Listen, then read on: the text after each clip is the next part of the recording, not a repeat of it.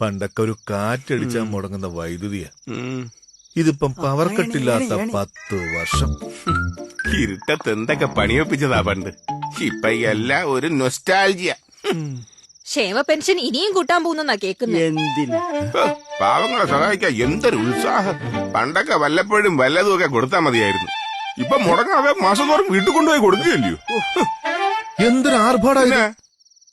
ക്ഷേമ പെൻഷൻ വീട്ടിൽ കൊണ്ടുപോയി കൊടുക്കാന്ന് വെച്ചാ എന്ത് ചെലവാണ്, എത്ര പേരുടെ അധ്വാനമാണ്.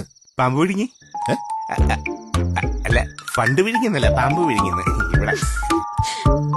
അതോട് അപ്പൊ ഇന്ന് പോസ്റ്റ് ചെയ്യാനുള്ള കണ്ടന്റ് നോട്ട് ചെയ്തു. ടൈപ്പ് ചെയ്. ക്ഷേമ പെൻഷൻ മുടങ്ങാതെ വീട്ടിലെത്തിക്കുന്നത് അനാവശ്യം. പാവങ്ങളുടെ കണ്ണീരൊപ്പുന്ന ആർഭാട ചിലവുകൾ സർക്കാർ ഒഴിവാക്കുക. ഈ പോസ്റ്റ് ഉണ്ടല്ലോ, നാളെ സോഷ്യൽ മീഡിയ ഭരിക്കും.